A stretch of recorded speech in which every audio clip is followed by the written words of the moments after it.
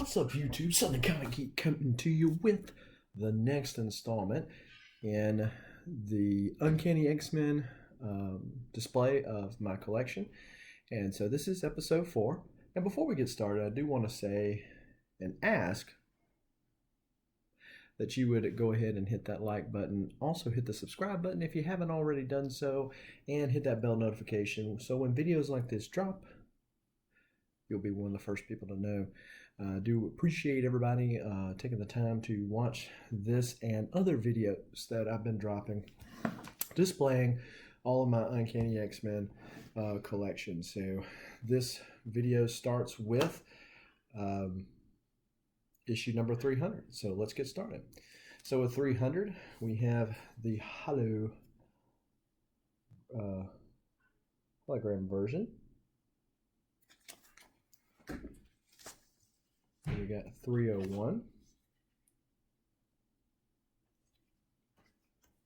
302,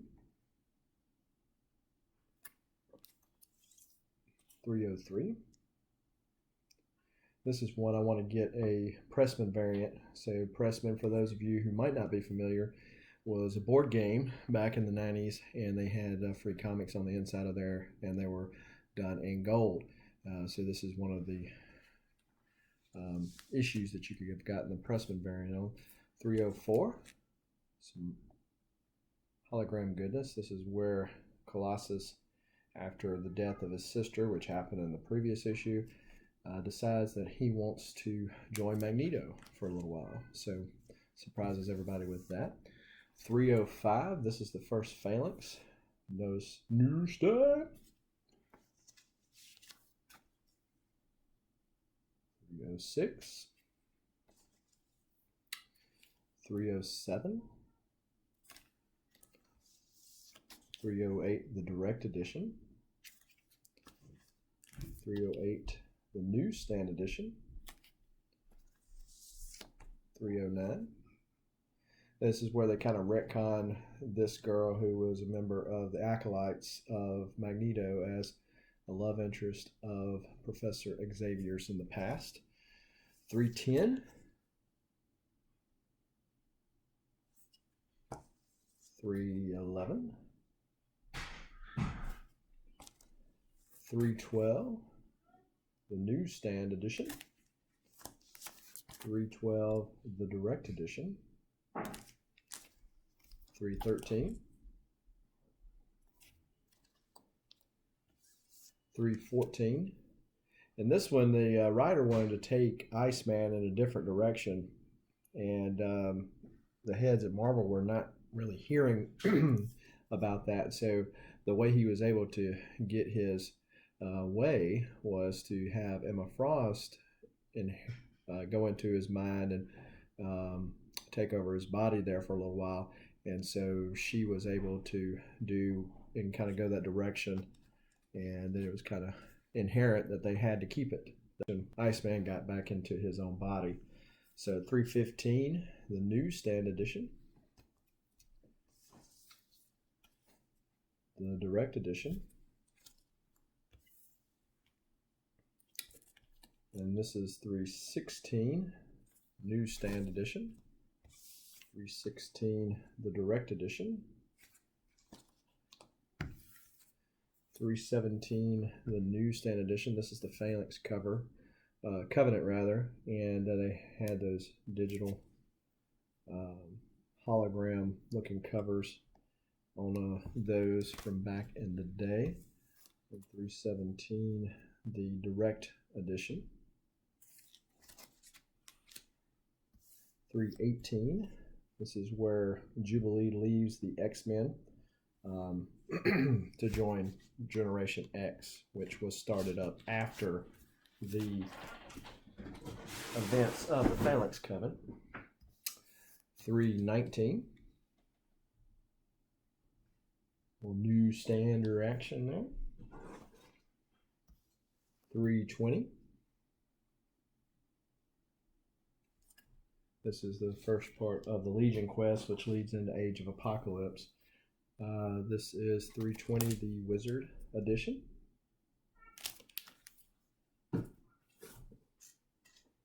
321, newsstand edition. This is 322, which when they got back kind of led into Onslaught, and so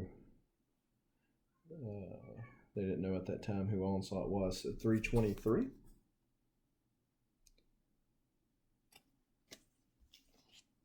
324. 325. 326. 327. And so this is when Joseph comes back. They think that this is Magneto that's kind of lost his memory, but we find out that he's just a clone. 328. So right as they were going into Crystallis, I guess, with the Age of Apocalypse, Wolverine pops the third claw and pops a claw right through Sabretooth's head. Supposedly there for a while he's kind of got the mind of a child. It's revealed that his healing factor did heal it up, and so Psylocke comes in to save the day because he's going to kill Boom Boom or Boomer, whichever one she wants to go by, and he guts Psylocke, and then they go into rescue Psylocke with the Crimson Dome. So this is 329, little newsstand action, which is going to get rarer as we get closer into this age of comics. 330, 331, newsstand. 332, newsstand. Ozymandias being one of Apocalypse's henchmen. 333, 334,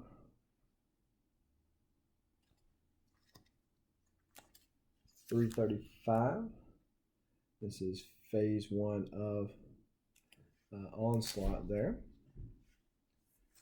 336.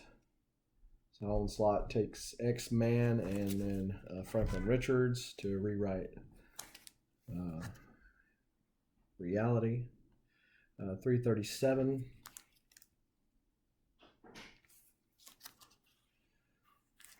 And this is 338. And kind of in between this, Sabretooth claws out the metal wings of Archangel, and it is revealed that beneath his metal wings in this issue, he still has the feathery ones back. So later on, that's kind of taken its own little story that he's gone back and forth, and now I think he can change back and forth between the metal and the feathery wings. Has a different attitude, different, I guess, power set, depending on. 340.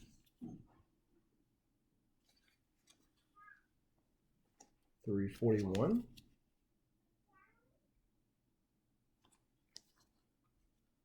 342. And this is the little rare version of 342, a little rogue action there. 343.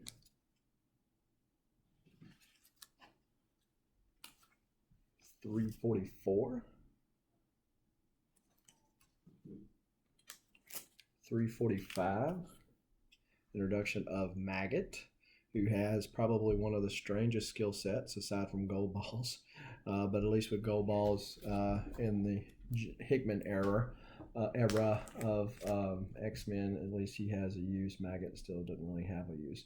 346, little Spidey cameo, fighting against Marrow. 347, little newsstand.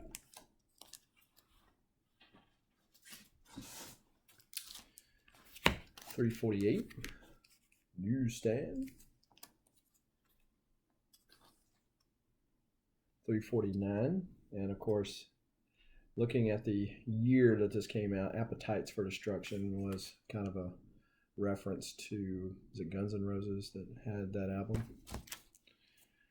350. So this is the direct foil version, and this is when it's revealed. Spoiler alert! But this is when it's revealed that Gambit, the secret that he's been keeping all this time, was the fact that during the 80s, when the Marauders came in and slaughtered the Morlocks, he was the one that led them into the sewers to capture, to know how to get to the Morlocks, and he's been hiding it this whole time. This is 350, the newsstand edition. 351. 352. 353.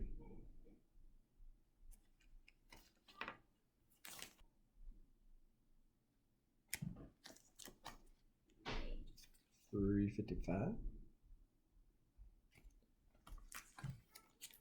356. 357. There's a newsstand. So this is in 1990 something, late 90s. So yeah, those newsstands are getting rarer and rarer.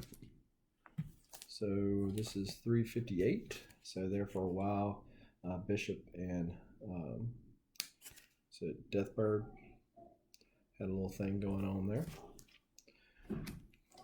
359, newsstand action there. 360. So Professor X elicits this team of random mutants when he comes back. And 361.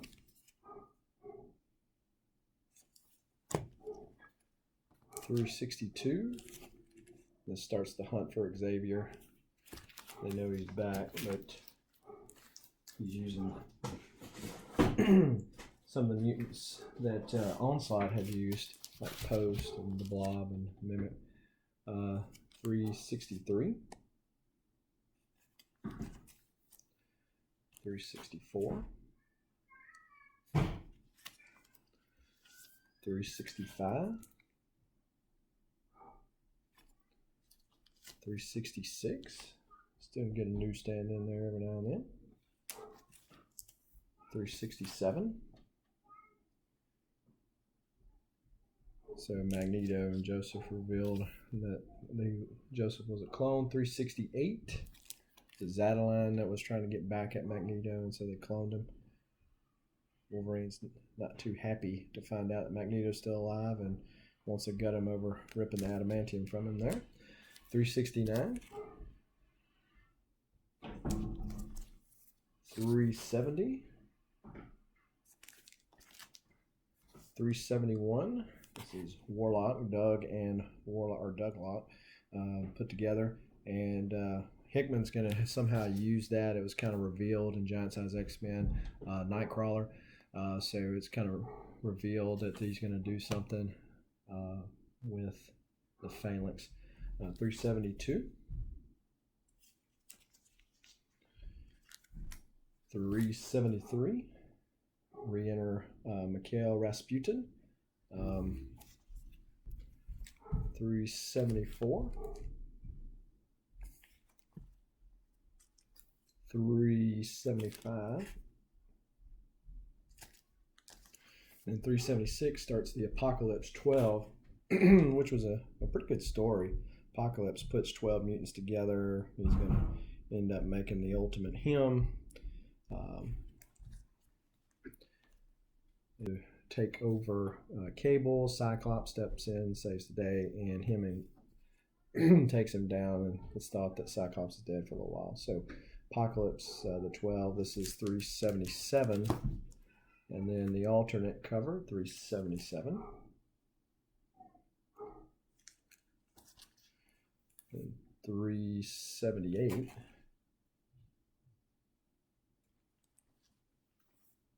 And 379. See, Cyclops visor busted there. 380, 381. So during this time, Cable kind of joins the X-Men, 382, and notice that he has Cyclops visor around his neck, kind of as a homage to his dad. 383, 384, 385, 86, 87,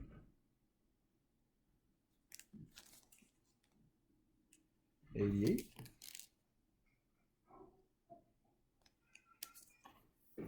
89,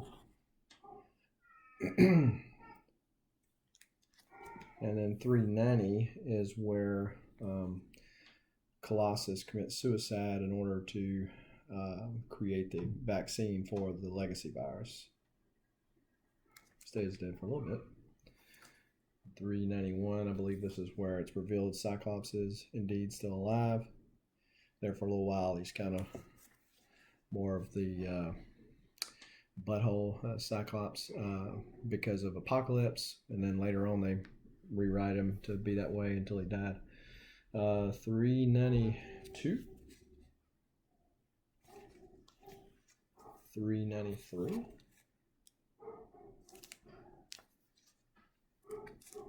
390.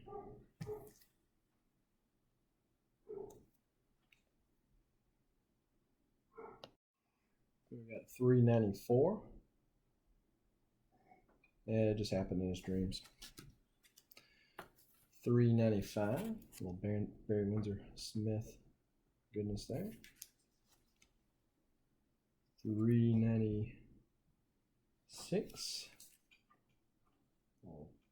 Psychedelic looking cover there. 398. And then this is not the best X-Men run ever, but this is 399, Stacy X. Arguably one of the most pathetic excuses for X-Men, but hey. And then we've got 400. And so that's where we're going to stop today. I do appreciate you taking time. If you haven't seen the first few episodes of my Uncanny X-Men collection, that's fine. I'm going to go ahead and put the links for them in the video below. I will continue to release these as we go through all 5 volumes of Uncanny X-Men with all the variants and the annuals to be included. Again, thank you for being sure to watch this as this premieres or on the rewind, either way. But in either case, be sure to hit that thumbs up, subscribe to the channel, share the video, and as always, keep reading and keep collecting. Adios.